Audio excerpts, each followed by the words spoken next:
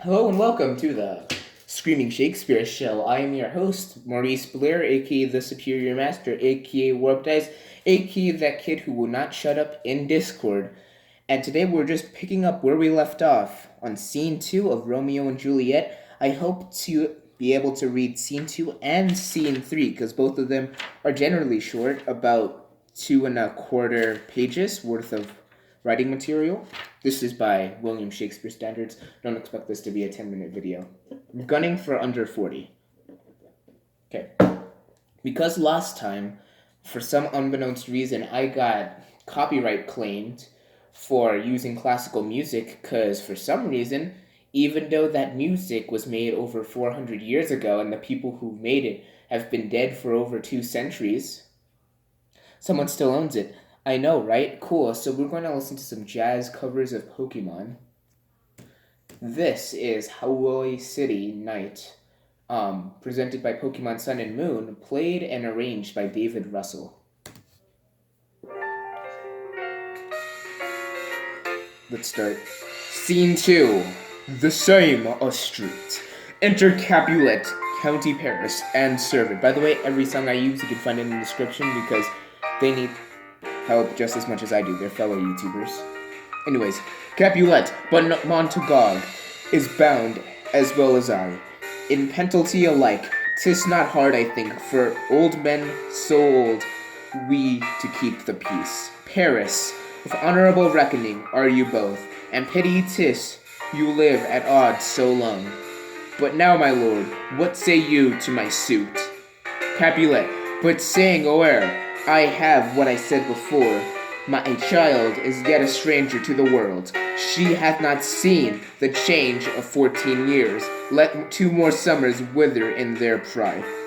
Here we may think her ripe to be a bride. Paris, younger than she our happy mother's maid. Capulet, and too soon married are the two those so early to be made. And by the way, okay, that's a long paragraph, so we're just going to,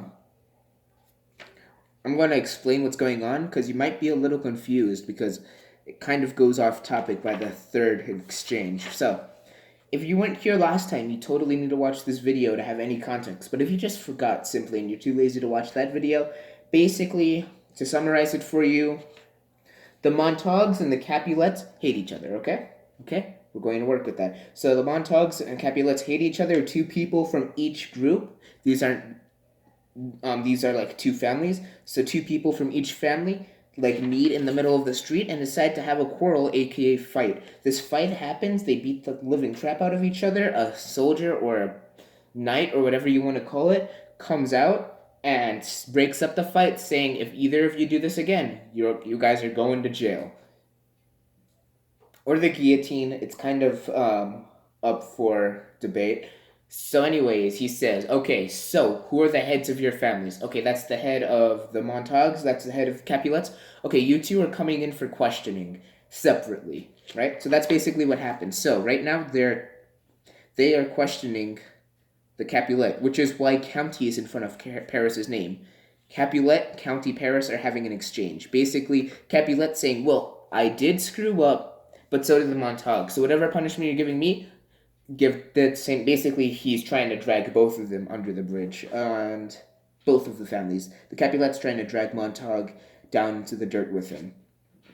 He's basically saying, well, we're both old, so we try to keep the peace. Basically saying, I don't want to be punished for my actions, but if you are going to punish me, you should probably punish the other guy too.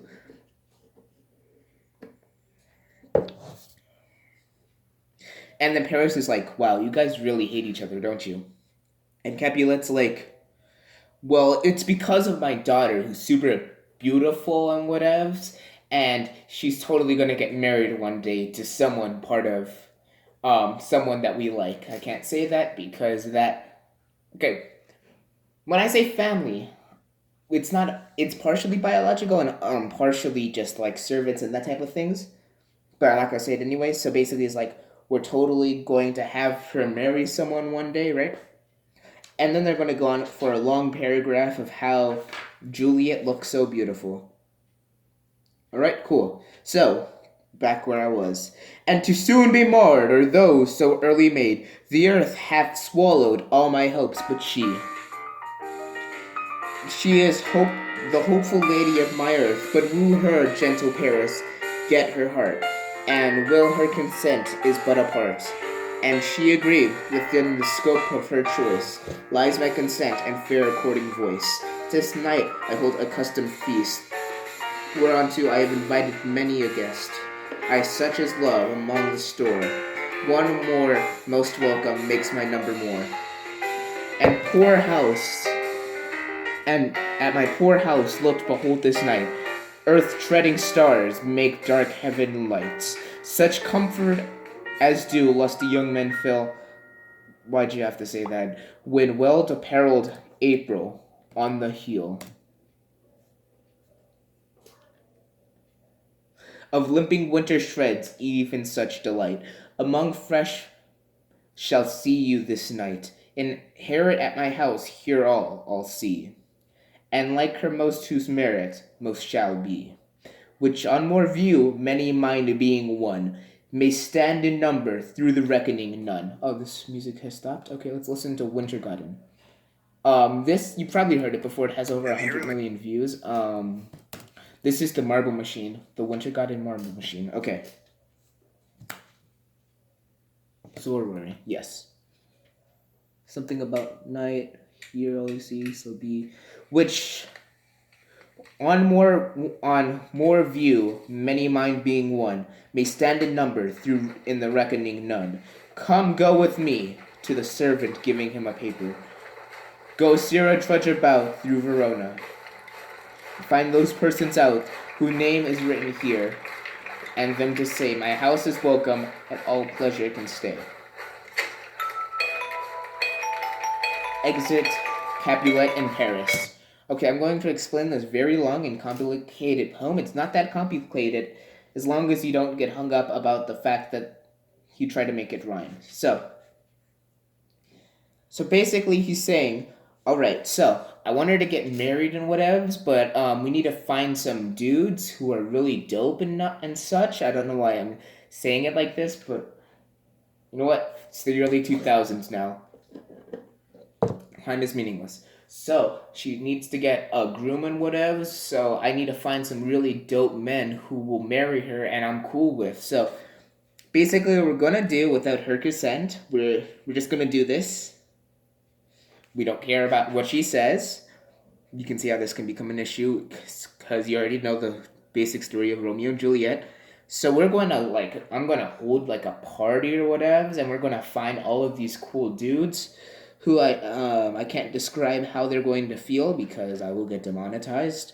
Anyways, I'm going to find all these dope dudes, and one of them will be dope enough, hopefully, for him to be her bride. Yeah, and I'm going to say this in a poem that rhymes so it becomes 30 times more complicated. Yeah, that's basically it. Cool.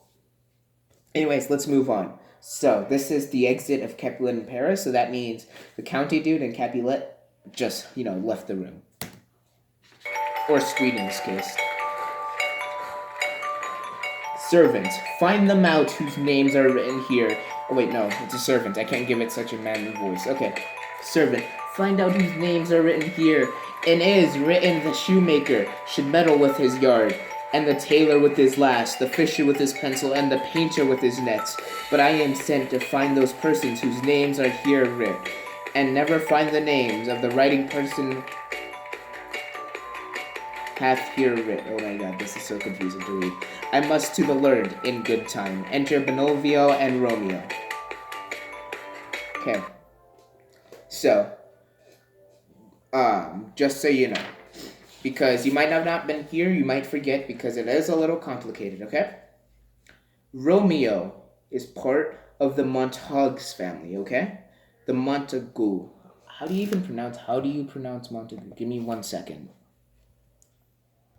Okay, so it's not Montague, it's Montague. Okay, so the Montague family is Romeo's family. So Romeo think of it as this way. Romeo's full name is Romeo Montague. I'm not sure if that's canon or not, but we're going to go with it because it makes it easier. Juliet is part of the Capulets family. So think her full name is Juliet Capulet. Hey, that rhymes. Okay, cool. Got it? Romeo Montague, Julia Capulet. Sometimes I even forget. Alrighty then, where were we? Right. So, Benovio and Romeo are part of the Montague family, while Capulet and the County... the County Paris is just the cop. Capulet is part of the Capulet family. So you can see how after they leave, Benovio and Romeo come in. Can see that? Cool? Cool, okay. Let's get back on track.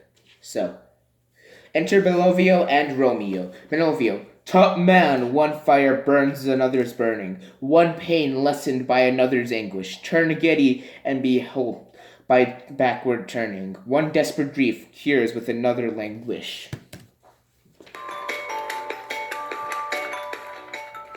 With another languish. Take thou to some new infection to thy eye, and the rank poison of the old will die. Romeo, your plantain's leaf is excellent for that. Belovio, for what, I pray thee? Romeo, for your broken shin. Belovio, why, Romeo, art thou mad? Romeo, not thou mad, but bound more than a madman is. Shut up in prison, kept without my food, whipped and tormented, and God-den good fellow. Servant, God-den,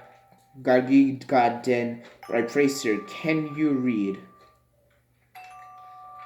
Romeo, mine own fortune in my misery. Servant, perhaps you've learned it without a book, but I pray, can you read anything you see? Romeo, if I know the letters and the language. Servant, yes, say honestly, rest you merry.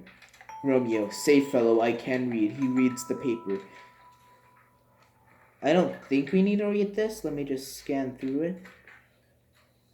Oh, it does give his entire family, though, so who knows. So anyways, where were we? So, I'm going to explain basically what Benovio and Romeo were saying, okay? It kind of, bounces all over the place, but then again, so does, it's early modern English, so what do you expect? So, Benovio says, hey, yo, Romeo, bro, you gotta find some new... Okay, so, just so you know, Benovio already knows that Romeo is into Juliet. So, Benovio already knows that. And remember, the Montagues and the Capulets hate each other, so that's kind of bad news, and you already know the story, right? So he's basically saying, hey, you gotta find some new hot girls, bro. Forget about Juliet, that's not gonna work out, man. And Romeo gets mad and basically says, I pray for these broken shins. Okay. How can I explain this? Basically he was insulting Benovio. Okay, let's just say it like that.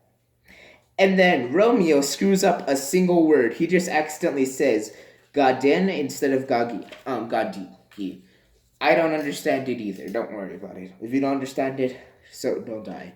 So basically, then the servant comes up and is like, I pray, sir, can you read? And Romeo's trying to convince the servant that he can actually read. So he starts reading this paper, and I'm going to read it now.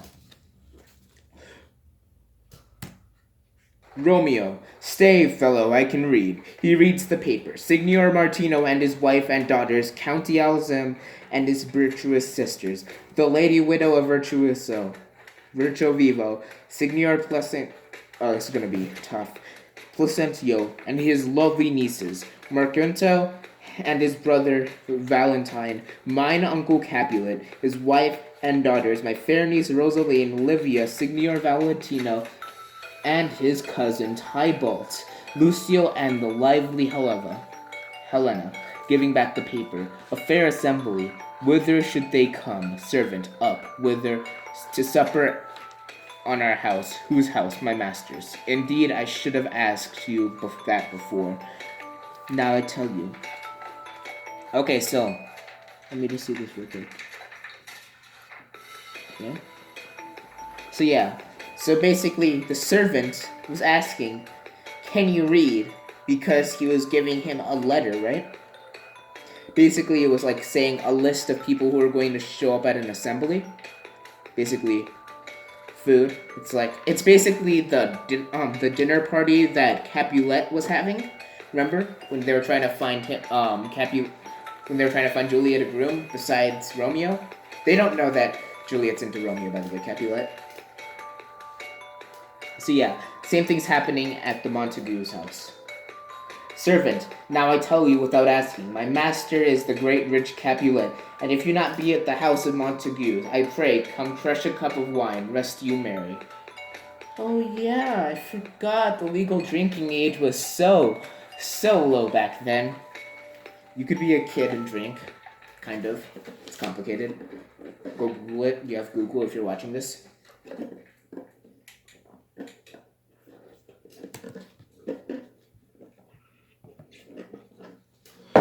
What's a good jazz cover? Eternal Forest. Eternal Forest. Jazz. You like jazz? Okay. Let's see, which one should we listen to? The original one or the 2020 arrangement? 2020 arrangement. Okay, let's do this. So this one is the Pokemon Diamond, Pearl, and Platinum Eternal Forest jazz arrangement. It's the 2020 version, which is the remake. It's made by Insane in the Rain Music. Yeah, it was composed and arranged partially by Insane in the Rain Music.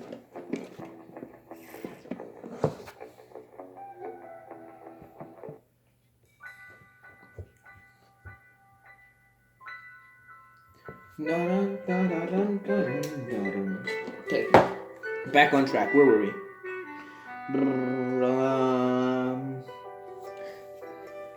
Rescue Mary, exit. Belovio. At the same ancient feast of Capulet sups the fair Rosaline from who thou lovest, with all the admired beauties of Verona. Go to thither. Wait a minute. Wait a hot second.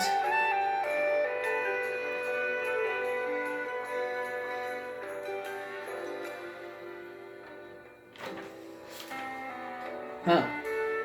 Neat. They're going to the exact same dinner party. The Capulets and the Montagues are going to the exact same dinner party. I don't know why they hate each other, but since Romeo's part of the Montagues and the servant's advertising this place to him and telling him to come get a cup of wine and go party, that means that the Montagues and the Capulets are about to go meet each other. Neat. I can guess this is going to become a fight. This is going to become a fight, right? Let's see. I'm just skipping ahead a little just to see. Okay. Yep, it's going to... Okay, cool. Melvio, at this same ancient feast of Capulet, sups the fair Rosaline who thou lovest, with all the admired beauties of Verona. Oh yeah, by the way, the servant left. With all the admired views of Verona. Go thither, and with the untainted eye, compare her face with some I shall show, and will I make thee think thy swan a crow. Romeo, without the devout religion of mine eye would maintain such falsehood that my tears turn to fires. And these, who often drowned, could never die. Transparent heretics be burnt for liars. Jesus Christ, dude. Okay. One fairer than my love, all-seeing sun, never saw her match since first the world begun.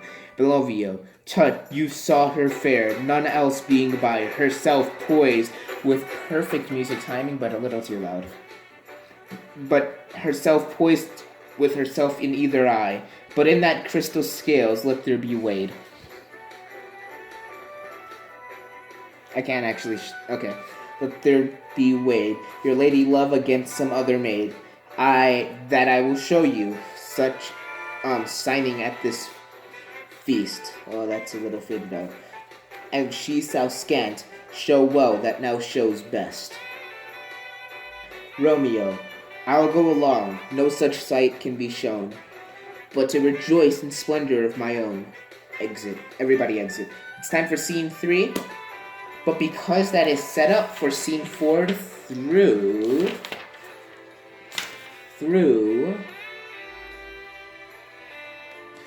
4 through Act 2, I'm going to decide to not read that today because then it's just going to be a mid-sentence cliffhanger thing. So that wraps up this first two scenes. After we read scene 3 and scene 4 and scene 5, we should be good. So, anyways, we're going to explain what basically Lovio and Romeo was saying. So, to summarize this, I'm just going to do the summary now. Summarize the first 2 scenes that we read together. This is what I'm going to do. So I'm going to put like probably a timestamp in the description. That way you can just skip ahead to this. So, Romeo and Juliet, the first 2 scenes, is about 2 Capulets. It starts off in a public place. Public place isn't named. It's just a public place where 2 Capulets and 2 Montagues devolve into a fight. So basically, they just start fighting each other, which is called quarreling. So they start like pulling out their swords and slashing at each other. A bunch of other people from each house comes in and makes it into a full-on rumble, right? Then a couple of citizens who are not involved in the fight at all just come in and start hitting everybody. Basically, chaos ensues that makes a huge fight happen, right? After this happens, a knight comes in, tells everybody to chill the heck out. If this happens again, you guys are getting the guillotine. Or they're getting arrested. That's kind of left up to your imagination. And then says, alright, who are the heads of your houses? Okay, so you're the head of that house, you're the head of that house. Okay, you guys are going to have to come into questioning to understand what happened. Scene 2 starts with the questioning of Capulet, I believe. Yes, the questioning of Capulet, where he basically tries to throw Montague under the bus, saying that if I get punished, he should get punished too, but don't punish me, please. And basically, they sort it out kind of. Capulet talks about how hot his daughter is. Sounds way worse than it actually means. Basically saying, alright, so I'm going to host an epic dinner party. That way I can find some good dudes for my daughter to marry. Basically, that's what's happening. And he's saying, I'm going to find some good dudes for my daughter to marry without her consent at all. I'm not going to even ask if she's cool with the dudes. We're just going to say, alright, I like that dude. I'm going to use this dude. He's chill. I'm going to marry him to Juliet, right? So that's basically what's happening. You can see how some trouble happens. Oh yeah, late in the first scene, Romeo reveals to his best friend that he's into Juliet, but that's a bad thing because those 2 families hate each other, right? So this scene, Benovio basically tries to convince Romeo to go find another girl. And basically says, you just need to be around other girls, dude, and you're going to find a girl who's even hotter than that jerk over there, right? It's basically, nah, dude, you didn't see how hot she is. She's super hot. And basically, the servant says, oh, yeah, can you go to the really dope dinner party that the Capulets are hosting? And they're like, all right, fine. And Melville's like, this is the perfect time, dude. You can see her, and you can see all of these cool girls that are super available, dude, because... yeah, and you could go, you'll figure out that these girls are hotter than whoever that person is. And he's like, nah, dude, she's the hottest ever, but I'm gonna go anyways because I want to drink some wine. And that's basically what happens. There's your summary. Probably didn't make sense. You're gonna have to read it yourself if you want a better explanation. Thank you so much for watching the Shakespeare Screaming Show. I haven't finished this Eterna Forest music, but that's okay. Now I'm going to show you the drawing of the Shakespeare Screaming Show, the drawing of the day. Here you go. This is presented by myself because I am too self-conscious to ask anybody else to draw for me. So yeah, it's a guitar in tribute to one of the best guitarists ever, Eddie Van Halen. Alright, cool. So, thank you so much for watching. Watch out for them creepers, stay away from lava, and keep your diamonds close to you. This has been the Shakespeare Screaming Show presented to you by the Superior Master and Warped Eyes Productions. Superior out.